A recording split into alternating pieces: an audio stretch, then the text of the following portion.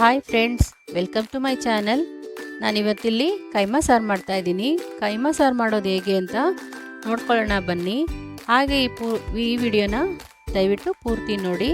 ಈ ಚಾನಲ್ಗೆ ಇನ್ನೂ ಸಬ್ಸ್ಕ್ರೈಬ್ ಆಗಿಲ್ಲ ಅಂದರೆ ದಯವಿಟ್ಟು ಸಬ್ಸ್ಕ್ರೈಬ್ ಮಾಡ್ಕೊಳ್ಳೋದನ್ನು ಮಾತ್ರ ಮರಿಬೇಡಿ.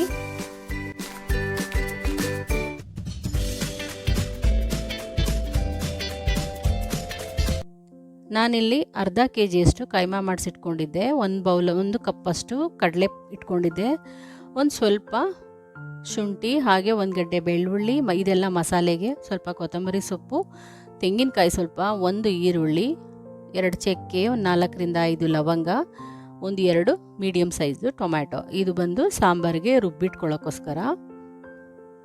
ಈಗ ಬನ್ನಿ ಸಾಂಬಾರಿಗೆ ಮಸಾಲೆ ಹಾಕ್ಕೊಳ್ಳೋಣ. ಇದು ಗ್ರೈಂಡ್ ಮಾಡ್ಕೊಳ್ಳೋದಕ್ಕೆ ಇದು. ಹಾಗಾಗಿ ಇಲ್ಲಿ ಚಕ್ಕೆ, ಲವಂಗ, ಶುಂಠಿ, ಬೆಳ್ಳುಳ್ಳಿ ಮತ್ತು ತೆಂಗಿನಕಾಯಿ, ಕೊತ್ತಂಬರಿ ಸೊಪ್ಪು ಇದಿಷ್ಟನ್ನು ಫಸ್ಟು ಗ್ರೈಂಡ್ ಮಾಡ್ಕೊಳ್ಳೋಣ. ನಂತರ ಇದಕ್ಕೆ ಟೊಮೆಟೊ ಸೇರಿಸ್ಕೊಂಡು ಅದು ಒಂದು ರೌಂಡು ಗ್ರೈಂಡ್ ಮಾಡ್ಕೊಳ್ಳೋಣ ಇದನ್ನು.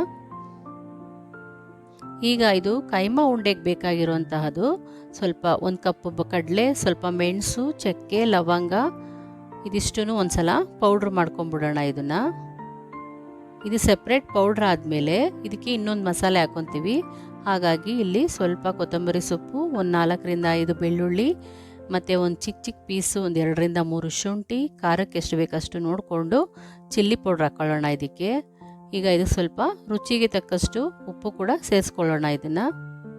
ಈಗ ಇದು ಗ್ರೈಂಡ್ ಆಗಬೇಕಲ್ಲ, ಸೊ ಅದಕ್ಕೋಸ್ಕರ ಸ್ವಲ್ಪ ಬೈಂಡಿಂಗ್ ಆಗಲಿ ಅಂತ ಕಡಲೆ ಪೌಡ್ರನ್ನ 1 ಸ್ಪೂನಷ್ಟು ಹಾಕ್ಕೊಂಡು ಇದನ್ನು ಕೂಡ ಗ್ರೈಂಡ್ ಮಾಡ್ಕೊಳ್ಳೋಣ. ಈಗ ಈ ಮಸಾಲೆನ ಕಡಲೆ ಪೌಡ್ರ್ ಜೊತೆಗೆ ಮಿಕ್ಸ್ ಮಾಡಿ ಇದಕ್ಕೆ ಗ್ರೈಂಡ್ ಮಾಡಿರ್ತೀವಲ್ಲ ಜಾರು, ಅದಕ್ಕೇ ಮಸಾಲೆ ಇರುತ್ತಲ್ಲ ಅದರಿಂದ ಒಂದು ಸ್ವಲ್ಪ ಕೈಮಾನ ಅದಕ್ಕೆ ಹಾಕ್ಕೊಂಡು ಆನ್ ಆ್ಯಂಡ್ ಆಫ್ ಮಾಡ್ಕೋಬೇಕಾಗುತ್ತೆ. ಮತ್ತು ಇದಕ್ಕೆ ಎಲ್ಲ ಕೈಮಾನು ಸೇರಿಸಿ ಮಿಕ್ಸ್ ಮಾಡಿ ಈ ರೀತಿ ಎಲ್ಲ ಪೌಡರ್ ಮತ್ತು ಮಸಾಲೆ ಕೈಮಾ ಎಲ್ಲ ಚೆನ್ನಾಗಿ ಕಲಸಿ, ಈ ಚಪಾತಿ ಹಿಟ್ಟು ಕಲಸಿಡ್ತಾರಲ್ಲ ಹಾಗೆ ಇದೊಂದು ರೀತಿ ಕಲಸಿಟ್ಬಿಡು, ಒಂದು 2 ಮಿನಿಟ್ಸ್ ಬಿಟ್ಬಿಡಬೇಕು. ಆಮೇಲೆ ಮತ್ತೆ ಎಷ್ಟು ದಪ್ಪ ಬೇಕಾಗುತ್ತೆ ಕೈಮಾ ಉಂಡೆ ಅಷ್ಟು ದಪ್ಪ ನಾವು ಉಂಡೆಗಳಾಗಿ ಮಾಡಿಟ್ಕೋಬೇಕಾಗತ್ತೆ.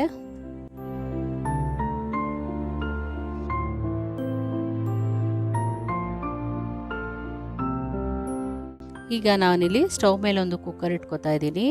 ಕುಕ್ಕರ್ ಚೆನ್ನಾಗಿ ಕಾದ್ಮೇಲೆ ಅದಕ್ಕೆ ಎಣ್ಣೆ ಕೂಡ ಹಾಕ್ಕೋತಾ ಇದ್ದೀನಿ. ಈಗ ಚೆನ್ನಾಗಿ ಎಣ್ಣೆ ಕಾಯ್ದಿದೆ. ಒಂದು ಅರ್ಧ ಈರುಳ್ಳಿ ಕಟ್ ಮಾಡಿ ಇಟ್ಕೊಂಡಿದ್ವಲ್ಲ ಅದು ಕೂಡ ಇವಾಗ ಚೆನ್ನಾಗಿ ಫ್ರೈ ಮಾಡ್ಕೊಳ್ಳೋಣ. ಈರುಳ್ಳಿ ಹಾಕಿ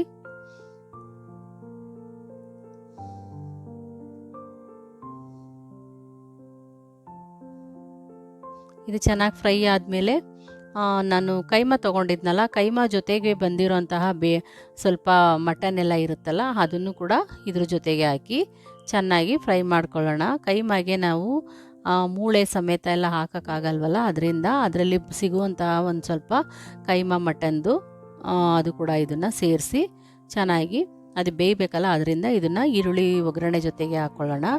ಈಗ ಖಾರಕ್ಕೆ ಎಷ್ಟು ಬೇಕಷ್ಟು ಅಂದರೆ 1 ಸ್ಪೂನಷ್ಟು ನಾನು ಚಿಲ್ಲಿ ಪೌಡ್ರು, 2.5 ಟೇಬಲ್ ಸ್ಪೂನಷ್ಟು ಧನಿಯಾ ಪೌಡ್ರು, ಹಾಗೆ 1/4 ಟೀ ಸ್ಪೂನಷ್ಟು ಅರಿಶಿನ ಕೂಡ ಇಲ್ಲಿಗೆ ಸೇರಿಸ್ಕೊತಾ ಇದ್ದೀನಿ.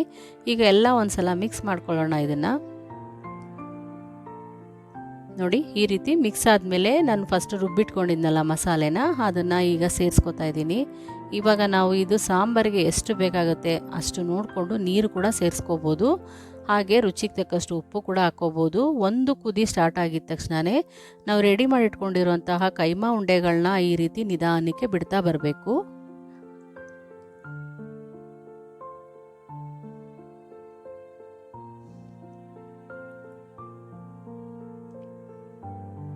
ನೋಡಿ ಈಗ ಕೈಮಾ ಉಂಡೆಗಳೆಲ್ಲ ಚೆನ್ನಾಗಿ ಬೇಯಬೇಕಲ್ಲ, ಅದರಿಂದ ಈಗ ನಾನು ಒಂದು ಸಲ ಲಿಡ್ ಕ್ಲೋಸ್ ಮಾಡ್ತಾ ಇದ್ದೀನಿ. ನಾನು 1ರಿಂದ 2 ವಿಷಲ್ ಕೂಗಿಸ್ಕೊತಾ ಇದ್ದೀನಿ.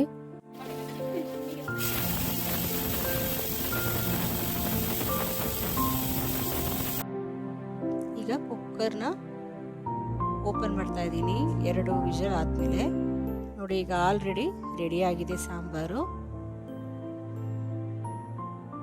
ಈಗ ಮೆಲ್ಲಗೆ ಈ ರೀತಿ ತೆಗೆದು ನೋಡಿದ್ರೆ ಕೈಮಾ ಉಂಡೆ ಈ ರೀತಿ ಬಂದಿರುತ್ತೆ.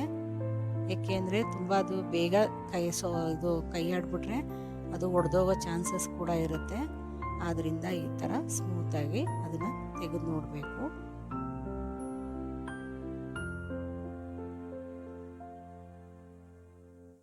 ಆಗಿದೆ ನೋಡಿ, ಕೈಮಾ ಉಂಡೆ ರೆಡಿ ಇದೆ. ಈಗ ಒಂದು ಸರ್ವಿಂಗ್ ಬೌಲ್ಗೆ ಸರ್ವ್ ಮಾಡೋಣ ಬನ್ನಿ.